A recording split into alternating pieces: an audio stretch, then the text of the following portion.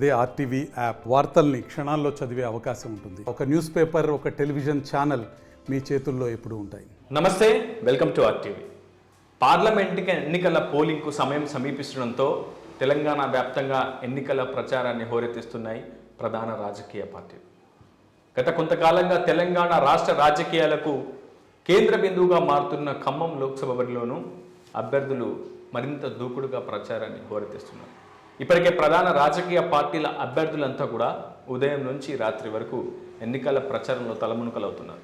మొత్తం ఖమ్మం లోక్సభ బరిలో 35 మంది అభ్యర్థులు బరిలో నిలవగా ఎవరికి వారే విజయం తమదంటే తమదంటూ కూడా ప్రచారాన్ని ముమ్మరంగా సాగిస్తున్న ప్రస్తుతం మనకు అందుబాటులో బీఎస్పీ రాష్ట్ర ప్రధాన కార్యదర్శి, ఖమ్మం లోక్సభ బీఎస్పీ అభ్యర్థి ఎర్ర కామేష్ ఉన్నారు.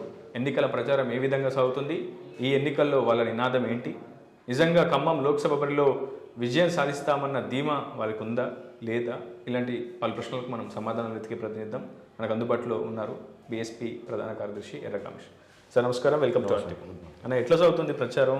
లాస్ట్ టైం అసెంబ్లీ ఎలక్షన్స్లో కూడా మీరు పోటీ చేశారు. కొత్తగూడెం అసెంబ్లీ నుంచి ప్రాతినిధ్యం కోసం తాతహలాడారు, విస్తృతంగా శ్రమించారు. కానీ ప్రస్తుతం ఉన్నటువంటి రాజకీయ పరిణామాలను మనం ఒకసారి విశ్లేషించుకుంటే గడిచిన అసెంబ్లీ ఎన్నికల్లో మీ పార్టీ తెలంగాణ చీఫ్గా ఆర్ఎస్ ప్రవీణ్ కుమార్ ముందుండి కార్యవర్గాన్ని అంతా కూడా నడిపించారు. కానీ గత కొద్ది కాలం క్రితం ఆయన బీఆర్ఎస్లో చేరిపోయారు. ప్రస్తుతం నాగర్ కర్నూలు బీఆర్ఎస్ అభ్యర్థిగా బరిలో ఉన్నారు. సో ఆర్ఎస్ ప్రవీణ్ కుమార్ పార్టీని వీడిన తర్వాత బీఎస్పీ పూర్తిగా చచ్చిపోయింది తెలంగాణలో. ఆ వాదాన్ని వినిపించే వ్యక్తులు, శక్తులు ప్రస్తుతం కనుమరుగైపోయారు. బీఆర్ఎస్ లోకి వెళ్ళిపోయారు ఆర్ఎస్ ప్రవీణ్ కుమార్ వెంట అని ఒక ప్రచారం సాగుతుంది. ఈసారి నిజంగా తెలంగాణలో బీఎస్పీ తన ఉనికిని కాపాడుకునేంత పరిస్థితి ఉందా లేదా అంటే ఏం చెప్తారు సమాధానం? ఖచ్చితంగా ఉంది. ప్రవీణ్ కుమార్ సార్ వెళ్ళిపోయినంత మాత్రాన బీఎస్పీ ఎక్కడ చనిపోలేదు. బీఎస్పీ శ్రేణులు గత కొన్ని సంవత్సరాల నుంచి ఏదైతే బీఎస్పీ జెండా పట్టుకొని ఉన్నారో వాళ్ళంతా కూడా అంతే ఉన్నారు. ఆయనతో వచ్చిన వాళ్ళు కూడా ఇప్పటికీ బీఎస్పీలో అట్లే ఉన్నారు. కొంతమంది ఆయన స్వేరస్లో ఉన్న వాళ్ళు కొంతమంది వెళ్ళిపోవడం జరిగింది. ఇవాళ మేము బలంగానే ఉన్నాం తెలంగాణ రాష్ట్రంలో. అంటే ప్రజలు దీన్ని గమనిస్తున్నారు. అసలు అతను ఎందుకు వచ్చిండు, ఎందుకు పోయినా అనేది ప్రజలకి క్లియర్గా ఒక ఇదైతే ఉన్నది. ఖచ్చితంగా బహుజన్ సమాజ్ పార్టీకి ప్రజలు పట్టం కట్టడానికి సిద్ధంగా ఉన్నారు. ఎందుకంటే జనాభాలో 90% పైనటువంటి బహుజనులు ఏదైతే ఉన్నారో, బీసీలు, ఎస్సీలు, ఎస్టీలు, మైనార్టీలు, వీళ్ళందరూ కూడా వాళ్ళ గుండెల్లో బహుజనవాదం బలంగా ఉంది. దాన్ని మేము గతంలో జరిగిన శాసనసభ ఎన్నికలలో వాటిని మేము ఓట్ల రూపంలో మర్చుకోవడంలో మేము విఫలమైనము. అందులో ఇంకోటి కూడా ఏంటంటే, ఈ రోజున మనం చూస్తున్నట్టయితే ఏదైతే అంబేద్కర్ గారు మనని పాలకులుగా చేయాలని చెప్పి ఓటు హక్కు ఇచ్చిండో, దాన్ని ఏదైతే రాజ్యాంగం యొక్క విలువ తెలిసిన నాయకులు దాన్ని నోట్ల రూపంలో కొనుగోలు చేసుకుంటున్నారు. ఈ అమాయక ప్రజలు ఇప్పటికి కూడా డబ్బులు తీసుకొని ఓట్లేస్తున్నారు. ఈ రోజున ఈ ఖమ్మం పార్లమెంటు బరిలో మనం చూసుకుంటే ఒకరు 100 కోట్లు, ఇంకోరు 200 కోట్లు, ఇంకోరు 1000 కోట్లు, ఇట్లా 100 కోట్లు ఉన్న నాయకులని, వలస నాయకులను తీసుకొచ్చి ఖమ్మంలో ప్రధాన పార్టీని నిలబెట్టడం జరిగింది. కానీ నిజంగా ప్రజలకు సేవ చేయాలనే ఉద్దేశం కానీ, ఒక ప్రశ్నించే గొంతుకలకు అవకాశం ఇవ్వాలని చెప్పి కానీ, ఒక బీసీ బిడ్డకి అవకాశం ఇవ్వాలని కానీ ఏ ఒక్క రాజకీయ పార్టీ కూడా ఆ విధంగా ఆలోచన చేయట్లేదు.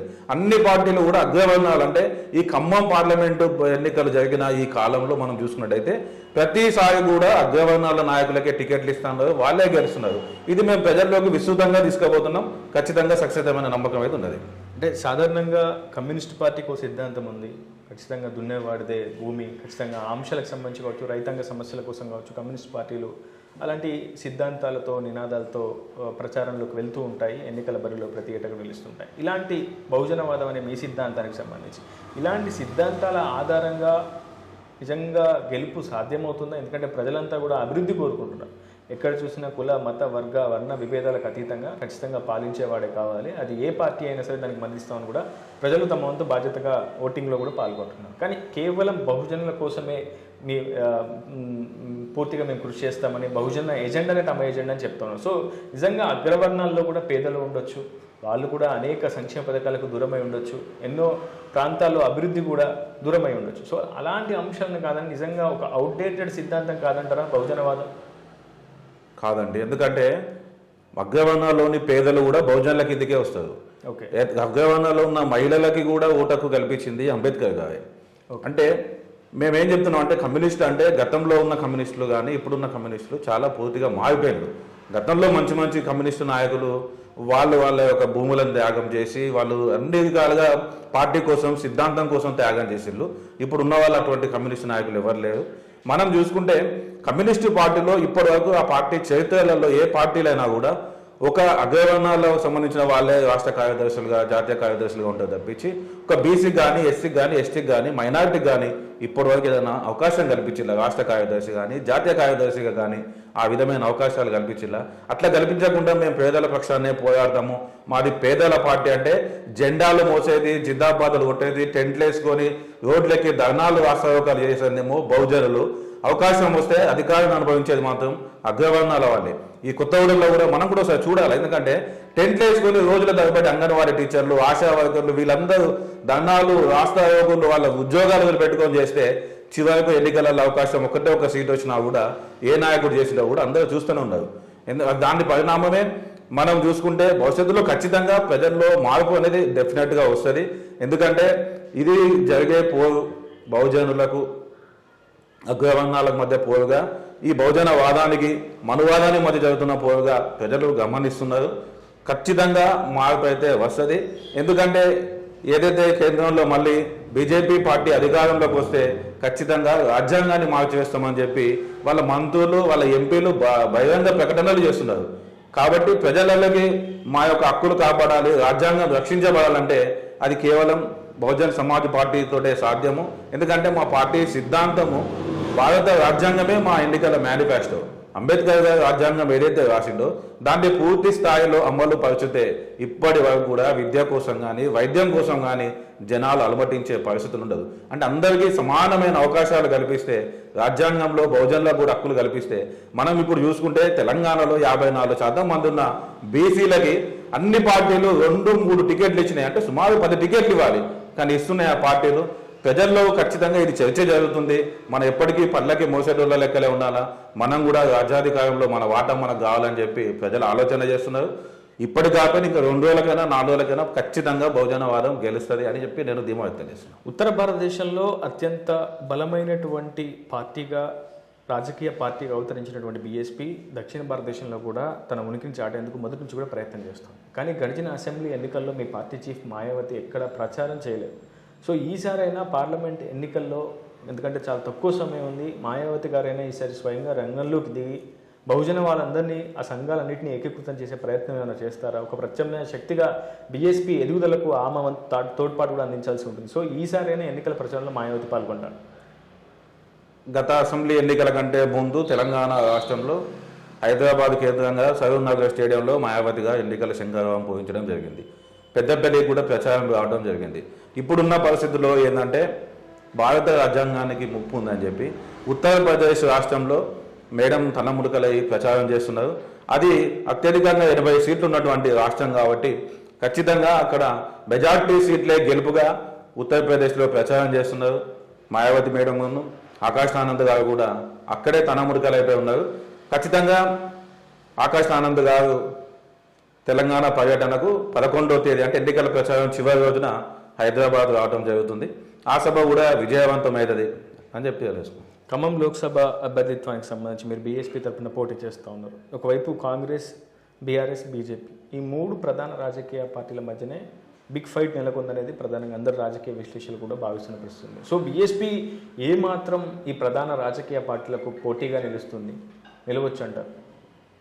ఒక విషయం మనం ఇక్కడ గమనిస్తేందంటే కాంగ్రెస్ పార్టీ అభ్యర్థిగా పోటీ చేస్తున్నటువంటి వ్యక్తి అసలు ఈ జిల్లా విస్తీర్ణము, అసలు ఈ జిల్లా హద్దులు అతనికి తెలుసా? తెలియదు. అతనికి ఉన్న అర్హతలు ఏంటి అసలు? అంటే మొన్న అసెంబ్లీ ఎన్నికల సమయంలో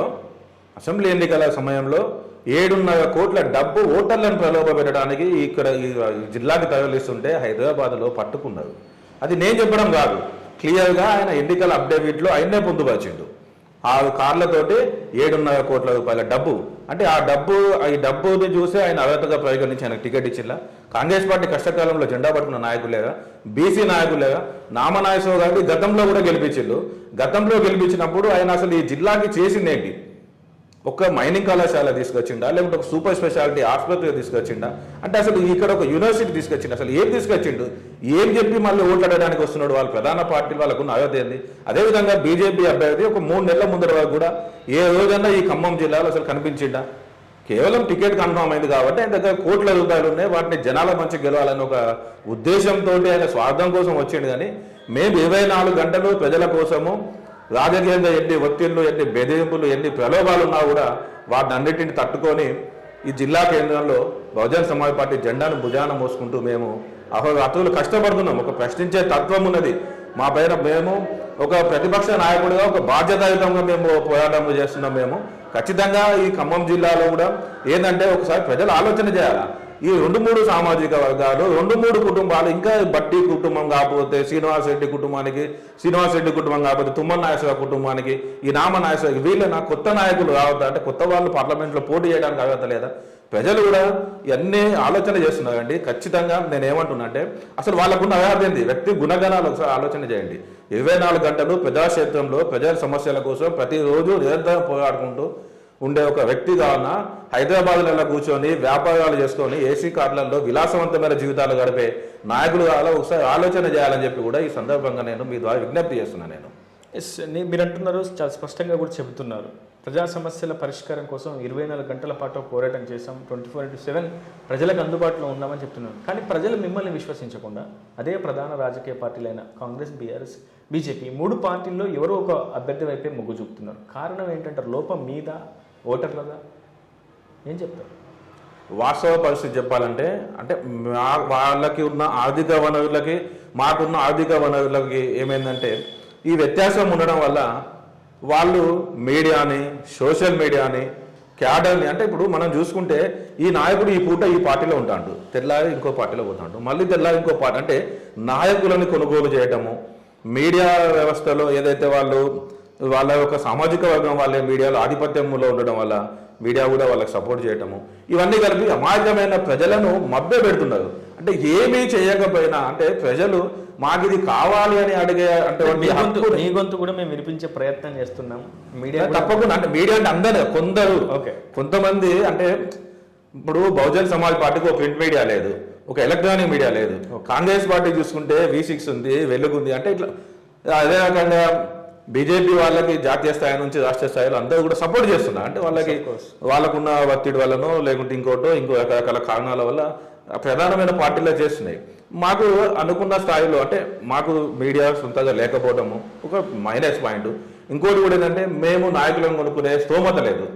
ఇవాళ ఒక సర్పంచ్ గెలిచినాడంటే ఒక 5 లక్షలకి 10 లక్షలకి కొనుగోలు చేస్తున్నారు, ప్రజాప్రతినిధులను కొంటున్నారు, నాయకులను కొంటున్నారు. విపరీతంగా అంటే ఎలక్షన్ కమిషన్ పారదర్శకంగా ఎన్నికలు నిర్వహిస్తున్నాం అంటున్నారు, ఎక్కడ పడితే అక్కడ చెక్ పోస్టులు పెడుతున్నారు. కానీ విచ్చలవిడిగా డబ్బు, మద్యం ఏవులైపోయి ఈ ఎన్నికల మొత్తం కూడా ఇదే వ్యవస్థని చేస్తున్నారు. ఒక్కసారి మీకు నేను చెప్పేది ఏంటంటే గత ఉమ్మడి ఖమ్మం జిల్లాలో పొంగులేటి శ్రీనివాస్ రెడ్డి రాజకీయాలకు రాకముందున్న పరిస్థితులు ఎట్లున్నాయి, ఇవాళ రోజున రాజకీయాలు ఇట్లున్నాయి. ఒక్కసారి ప్రజలు ఆలోచన చేయాలి. ఎందుకంటే గతంలో ప్రజలకు కనీసం డబ్బులు వేయడానికి నాయకులు భయపడేటోళ్ళు, తీసుకోవడానికి ఓటేసి భయపడేటోళ్ళు. కానీ శ్రీనివాస్ రెడ్డి ఈ రాజకీయాల్లోకి వచ్చినాక మనం చూసుకున్నట్టయితే విచ్చలవిడిగా డబ్బులు, 100 మందితో మీటింగులు, అసలు అనుమతులు లేకపోయినా వ్యవస్థలు చూసిచున్నట్టు ఉంటున్నాయి. మేము ఖమ్మం నుండి వస్తుంటే జూల్లో వేణుకూరు దగ్గర నడి రోడ్డు మొత్తం జాతీయ రహదారి దిగ్బంధం అండి. పెద్ద స్థాయిలో మీటింగ్ పెట్టిండ్రు, జాతీయ రహదారుల మీద మీటింగ్లు పెట్టద్దని చెప్పని ఆదేశాలు ఉన్నా కూడా మా వెహికల్ ఒక అర్ధ గంట పట్టింది. అంటే ఎన్నికల కమిషన్ ఉంది, ఎన్నికల అధికారులు ఉన్నారు, రిటర్నింగ్ అధికారులు ఉన్నారు, సియు అలాగే సిబిజీ ల్యాబ్స్ ఉన్నాయి. మీకు ఈసారి టెక్నాలజీని కూడా వినియోగించుకునేందుకు ఎన్నికల కమిషన్ అనుమతులు ఇచ్చింది. సో ఇన్ని కంప్లైంట్స్ కూడా మీరు చేసే అవకాశం ఉంది. సో ఎవరైనా నియమాలు మేము రిటర్న్ గా ఫిర్యాదులు చేసి ఎన్నికల కోడ్ ఉల్లంఘించాలని చెప్పి స్వయంగా చీఫ్ ఎలక్టరల్ ఆఫీసర్ని కలిసి ఫిర్యాదులు ఇచ్చినా కూడా ఇప్పటి వరకు వాటిని పట్టించుకుంటున్న దాఖలాలు లేవు. 1950కి ఫోన్ చేసిన, ఇప్పుడు సివిజిల్ మనం ఫోన్ చేస్తే మనం కంప్లైంట్ చేస్తే వాళ్ళు రావడానికి 20 minutes పడుతుంది. ఈలోపు సమాచారం వాళ్ళకి అక్కడికి వెళ్ళిపోతుంది. అంటే సివిజిల్ పోయిందంటే మనం లైవ్లో ఉండి ఫోటో కానీ వీడియో కానీ తీయాలి. ఇప్పుడు అవతల పార్టీ వాళ్ళు పెట్టుకుంటే మనం పోయి అక్కడ ఫోటోలు వీడియో కానీ తీస్తే అక్కడ మనం తీసి మనం పంపాలి. లైవ్ నుంచి పంపితేనే దాన్ని యాక్సెప్ట్ చేస్తుంది. ఈ సమాచారం మనం చెప్పేసరికి మనకంటే ముందే వాళ్ళకి వెళ్ళిపోతుంది. అసలు విషయానికి వద్దాం. ఎర్రా కామేష్ అంటే బీఎస్పీ నేత అందరికీ సుపరిచితుడు, ఇంతవరకు ఓకే. కానీ మీ ప్రత్యర్థులు మీపై చేసినటువంటి ప్రధాన ఆరోపణ, ఎర్రా కామేష్ ఒక మాఫియాని మెయింటైన్ చేస్తున్నాడు. ఆయన వెనుక కొన్ని వందల మంది యువత ఎప్పుడు లాబింగ్ కోసం కావచ్చు, ఇతరత్ర అనేక అవినీతి కార్యక్రమాల్లో భాగస్వామ్యం అవుతుంటారు. కొంతమందిని పోగు చేసుకొని కామేష్ బెదిరింపులు దిగుతుంటాడు. కామేష్ ఒక బ్లాక్మెయిలిస్ట్. పూర్తి స్థాయిలో రాజకీయ నేతలనే కాదు, వ్యాపారవేత్తలని ప్రతి ఒక్కరిని కూడా బ్లాక్మెయిల్ చేస్తుంటాడు. కోట్లకు పడగనెత్తాడు ప్రజెంట్ ఎర్రా కామేష్ అని కూడా ఒక అపవాద ప్రత్యర్థులు మీపై చేస్తున్నాడు. నేను ఎన్నికల అప్డేట్లో నేను పెట్టిన ఆస్తులు కానీ నాకున్న బ్యాంకు బ్యాలెన్స్లు కానీ ఒకసారి చెక్ చేసుకోవాలి. నాకు వందలలోనే ఉన్నాయండి బ్యాంక్ బ్యాలెన్స్లు. నాకేం కోట్ల రూపాయల ఆస్తులు, నా పెద్ద పెద్ద డాబాలు లేవు. నేను ఉండే ఇల్లు 3 గదుల పెంకుటిల్లు. నేను 3 గదుల పెంకుటిల్లో ఉండే ఎర్రా కామేష్ 28 లక్షల రూపాయల ఇన్నోవా క్రిస్టా కారులో ఎలా తిరుగుతాడు, 100 మంది యువతకి ప్రతిరోజు భోజనాలు ఎలా పెడతాడు, ఎన్నికల ప్రచారాన్ని ప్రతిరోజు ఎలా నిర్వహిస్తాడు? ఇన్నోవా వెహికల్ అనేది నేను ఒక 10 lakhs పెట్టి కట్టి, అది మా అత్తగారు వాళ్ళకున్న భూమి అమ్ముకొని ఒక 12 లక్షలు ఇస్తే, నేను అంటే అందరి నాయకులతో పాటు మనము పూరి గుడిసెలో పుట్టినా కూడా మనం కూడా కారు మెయింటైన్ చేయాలా, మనం కూడా ఒక రాజకీయ నాయకుడు ఎస్టాబ్లిష్ కావాలనే ఒక ఉద్దేశంతో ఎక్కడికైనా ఆఫీస్లో పోవాలంటే 2 wheeler మీద పోతుంటే మనిషి కొన్ని విషయాలలో ఒక ఉందాతనం మెయింటైన్ చేయాలన్న ఒక ఉద్దేశంతో మా అత్తగారు ఇస్తే నేను దాంట్లోకి వెళ్ళి ఒక 9 లక్షలు కట్టి నేను ఇన్నోవా కారు కొనుక్కోవడం జరిగింది. నెల 40,000 34,000 ఫైనాన్స్ కట్టుకుంటా. ఫైనాన్స్ తోటి చేయించుకున్నా. ఆ ఫైనాన్స్ కూడా అయిపోతే మళ్ళీ మొన్న ఎన్నికల కంటే ముందు రీఫైనాన్స్ చేయించుకున్నా. ఇప్పుడు మళ్ళీ రీఫైనాన్స్ చేయించుకుంటున్నా. అంటే అప్పుడు అవుతూ అంత హుందాతనాన్ని మెయింటైన్ చేయడం అవసరం. నిజంగా రాజకీయాలు, ప్రస్తుతం ఉన్నటువంటి రాజకీయాల్లో ఖచ్చితంగా ఆర్థిక బలం అనేది చాలా ఇంపార్టెంట్గా పరిగణించాల్సి ఉంటుంది. సో ఇలా అప్పులు చేసుకుంటూ, ఇలా ఇన్ని కష్టాలు పడుతూ ప్రజా సమస్యల కోసం కావచ్చు, ఇట్లా ప్రజాక్షేత్రంలో ఉండడం అవసరం అంటారా? ఖచ్చితంగా ఉండాలి. ప్రజలకు చైతన్యం కలిగించాలి. ఇప్పుడు మా తల్లిదండ్రులు చదువుకోలే, వాళ్ళు నష్టపోయినలు. మా తాత ముత్తాతలు చదువుకోలే, వాళ్ళు నష్టపోయినలు. అంటే మన రాజ్యాంగ ఫలాలు మనం అనుభవించాల్సింది మనం చదువుకున్న వాళ్ళం. అంబేద్కర్ చేయబట్టి ఈ రోజున మనం గుడ్డ కట్టుకొని ఇట్లా నిలబడ్డ వాళ్ళం. మనం ఇప్పుడు మహనీయులందరూ కూడా వాళ్ళ జీవితాలని, కుటుంబాలని, వాళ్ళ వైవాహిక జీవితాలను త్యాగం చేస్తే ఈ రోజున మనం మేము ఇట్లున్నాం. కాబట్టి ఖచ్చితంగా అది నా వంతు బాధ్యతగా. మీరు లా కంప్లీట్ చేశారు, ప్రాక్టీసింగ్ చేశారు, అడ్వకేట్ అక్కడికే వస్తుంది. కానీ మీరు కూడా ఒకటే కేవలం రాజకీయాల్లోనే గౌరవం, ఆత్మగౌరవం రాజకీయాల్లోనే దక్కుతుందా? మీ పని మీరు చేసుకున్న ఒక న్యాయవాదిగా కూడా ప్రజలకు ఎంతో సేవ చేయొచ్చు కదా. వాస్తవ పరిస్థితులు చెప్పాలంటే నా లా కంప్లీట్ అయిన కొత్తలో నేను ప్రతిరోజు కోర్టు వెళ్ళేవాడిని. ఆ సమయంలోనే నాకు విపరీతమైన కేసులు వచ్చినాయి. వచ్చినప్పుడే ఒక 2-3 ల్యాండ్లు కూడా కొనుక్కోవడం జరిగింది. ఇప్పుడున్న పరిస్థితుల్లో అఫ్కోర్స్ వాటిని కూడా అమ్మేసిన అనుకోండి, చేసుకోవడం జరిగింది. అంటే మళ్ళీ అసెంబ్లీ ఎన్నికల తర్వాత కూడా నేను మళ్ళీ కూడా రెగ్యులర్గా కోర్టుకి వెళ్ళడం జరుగుతుంది, రోజుకు 1 గంట. ఈ క్రమంలోనే ఖమ్మం మళ్ళీ ఎన్నికలు రావడం వలన రాష్ట్ర పార్టీ ఆదేశాల మేరకు ఇప్పుడు పోటీలో చేయడం జరుగుతుంది. నేను కోర్టుకు వెళ్ళకపోయినా నాకు నెలకి ఒక 25 నుంచి 30-40 కేసులు వస్తాయి. ఒక 50 నుంచి 1,00,000 రూపాయల దాకా నేను ఉన్నా కూడా నాకు సరిపోవడానికి, నా వెహికల్కి, నా ఫైనాన్స్కి, నాకు జీవన పోషణకి, నా కుటుంబ పోషణకి నాకు 1,00,000 రూపాయలు తక్కువైతే ఏ నెల కూడా రాదు. ఎందుకంటే నేను ఫస్ట్ కాంచి కొత్తగూడెం గడ్డ మీద పుట్టి ఇక్కడ పెరిగి అన్ని ప్రాంతాలు, అన్ని కులాలు, అన్ని మతాలతో పరిచయాలు ఉన్నాయి. కాబట్టి నాకు కేసులు బాగా వస్తాయి. నేను రెగ్యులర్గా కోర్టు వేసుకుంటానే. నేను న్యాయవాది కాదు. నేను కోర్టుకు వెళ్ళకపోయినా కూడా ఖచ్చితంగా నాకు కేసులు వస్తూనే ఉంటాయి. నేను రోజు కూడా వాటిని నేను 1 గంట సేపు కేటాయించుకొని వాటిని నేను ఫాలోఅప్ చేసుకుంటూనే ఉంటాను. ఇంకోటి మీరు అడిగినలు, కామేష్ బ్లాక్ మెయిలర్, కామేష్ ఒక గ్యాంగ్, ఒక మాఫియా మెయింటైన్ చేస్తుంది. అసలు ఇప్పటి వరకు నేను ఏ రోజు కూడా నేను చేస్తున్న ఈ 15 సంవత్సరాలు సుమారు యాక్టివ్గా పాలిటిక్స్లో ఒక్క రోజు కూడా నేను అధికార పార్టీలో లేను. నేను ఈ 15 సంవత్సరాల అంటే 20 సంవత్సరాలు దాటిపోయింది పాలిటిక్స్లో ఉండేవాడు. కానీ ఈ 15 సంవత్సరాల నుంచి అయితే ఏ రోజు నేను అధికార పార్టీలో లేను. ఎందుకు చెప్తున్నా అంటే, నేను ఒకవేళ బ్లాక్మెయిల్ చేసినా, వ్యాపారస్తులను బెదిరించినా, మాఫియా చేసినా, దందా చేసినా అధికారంలో ఉన్న నాయకులు మమ్మల్ని వదిలిపెడతారా? అందులో మాలాంటి ఒక సామాన్యమైన బహుజన సమాజ్ పార్టీ వాళ్ళు దందాలు చేసుకుంటుంటే ఇక్కడ ఉన్న నాయకులు వాళ్ళు జరిగే ప్రచారం ఏంటంటే, మీరు ప్రతిపక్ష పాత్ర పోషిస్తున్నా, ప్రతిపక్ష పార్టీలో ఉన్నా, ఆ పార్టీ ఇక్కడ అధికారం లేకున్నా, అధికార రాజకీయ పార్టీల మీద కూడా మీరు కేసులు పెడతారు, ఎఫ్ఐఆర్లు చేపిస్తారు, వాళ్ళని కూడా బ్లాక్మెయిల్ చేస్తారు, వాళ్ళని కూడా బెదిరిస్తారట. కేసులు పెట్టడం అంటే వాళ్ళు తప్పు చేస్తే మేము కేసు పెడితే, మేము ఫిర్యాదు పెడితే కేసులు అయినాయి. ఇప్పుడు నేను ఎమ్మెల్యే మీద కంప్లైంట్ పెట్టినా, ఎమ్మెల్యే మీద ఏం కంప్లైంట్ పెట్టినా, ఎన్నికల కోడ్ ఉల్లంఘించిందని పెట్టినా.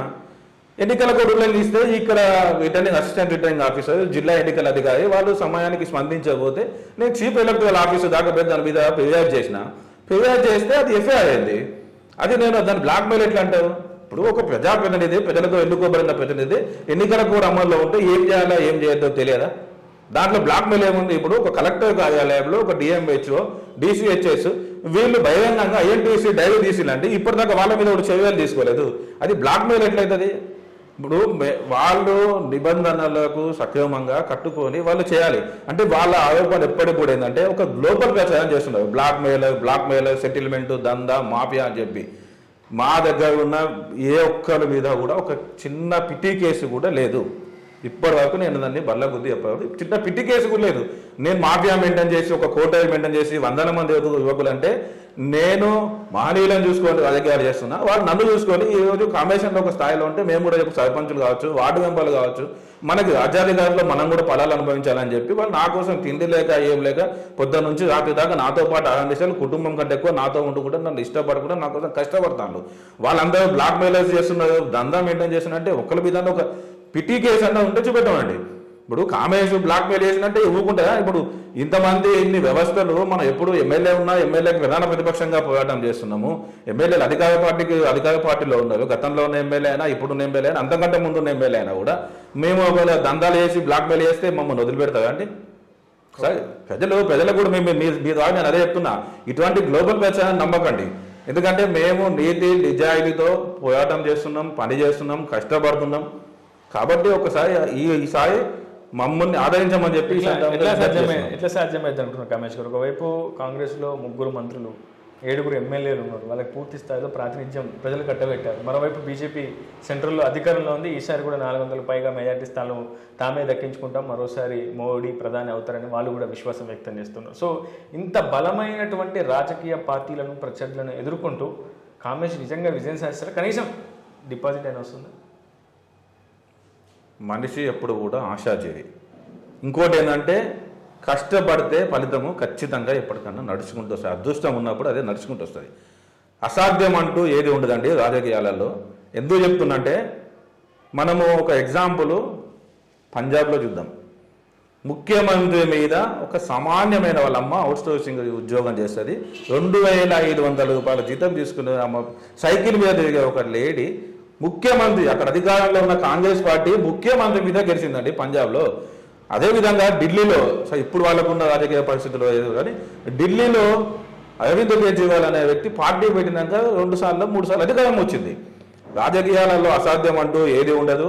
ప్రజలు ఖచ్చితంగా ఏదో ఒక రోజు వాళ్ళకి ఏమి నష్టం జరుగుతుంది, ఎవరి వల్ల మనకి లబ్ధి జరుగుతుందని మాత్రం ఖచ్చితంగా గుర్తిస్తారు. గుర్తించినప్పుడు 100% సాధ్యమవుతుందని చెప్పి నేను ధీమా వ్యక్తం చేస్తున్నాను. ఫైనల్గా ఖమ్మం ఓటర్లకు, ఖమ్మం లోక్సభ నియోజకవర్గ ఓటర్లకు మీరు ఇచ్చే సందేశం ఏంటి?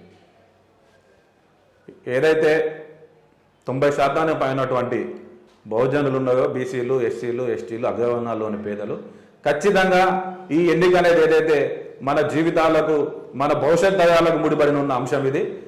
తప్పకుండా ఏ నాయకుడు డబ్బులు ఇచ్చినా తీసుకోండి, కానీ ఎవరికి ఓటేయాలో బరాబర్ ఒకసారి ఆలోచన చేసి మన పిల్లల భవిష్యత్తుకు ముడిపడిన అంశం కాబట్టి ఆలోచన చేసి మనము ఇంకా ఈ 77 సంవత్సరాల స్వతంత్ర భారతదేశంలో రేషన్ బియ్యం కోసం, పెన్షన్స్ కోసం, మన పిల్లలకి కనీసము అంటే ఈ పాలకులు ఒక విద్యా హక్కు చట్టాన్ని ఇచ్చి ఒక ఆసుపత్రులు అంటే కనీసం కావాల్సింది విద్య, వైద్యం, దాన్ని అందించడంలో పాలకులు పూర్తిగా విఫలమవుతున్నారు.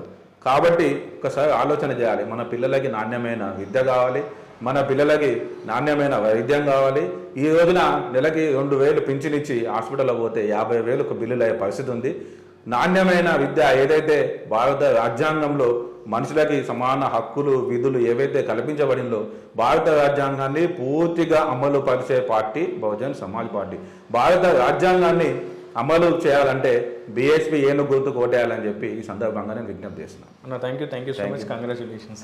ఇది మొత్తంగా భారత రాజ్యాంగమే తమ ఎన్నికల మేనిఫెస్టో అంటున్నారు బీఎస్పీ ఖమ్మం అభ్యర్థి ఎర్రా కామేష్. ఖచ్చితంగా తాను బ్లాక్ మెయిల్ అని కాదు, తాను ఎవరిని బెదిరించలేదు, ఎవరిని భయభ్రాంతులకు గురి చేయలేదు. కేవలం తనపై ఒక అపప్రచారాన్ని మూటగట్టే ప్రయత్నం ప్రత్యర్థులు చేస్తున్నారు, ఇవన్నిటిని కూడా చిత్తు చేస్తానంటున్నారు. ఖచ్చితంగా ఖమ్మం లోక్సభ బరిలో బీఎస్పీ అభ్యర్థిగా తనకు ఒక్కసారి అవకాశం ఇస్తే బీఎస్పీ సత్తా ఏంటో చూపిస్తా అంటున్నారు ఎర్రి కామేష్. మరి చూడాలి ప్రజలు ఎటువైపు ఉంటారు, ఖమ్మం నియోజకవర్గ ప్రజలు విలక్షణమైనటువంటి తీర్పును ఎప్పుడు ఇస్తుంటారు. సో ఈసారి కూడా ఆ తీర్పు అమలవుతుందా వేచి చూద్దాం. ఇదే వినియోగ రిపోర్ట్ ఉదయ టీవీ కొత్తగూడ నుంచి. నమస్తే అండి. ఇది వ్యాపారం గురించి కాదు, ఓటు గురించి. ఎన్నికల్లో ఓటు వేయడం మన హక్కు మాత్రమే కాదు, కర్తవ్యం. ఎంతో మంది మహా నేతలు శ్రమించి ప్రాణత్యాగం చేసి ఈ అవకాశాన్ని మనకిప్పించారు. అందరూ ఓటు వేద్దాం, ఎందుకంటే ఓటు హక్కు ఊరికే రాదు. నా ఓటు ఎవరికో తెలుసా? అది సీక్రెట్ అండి.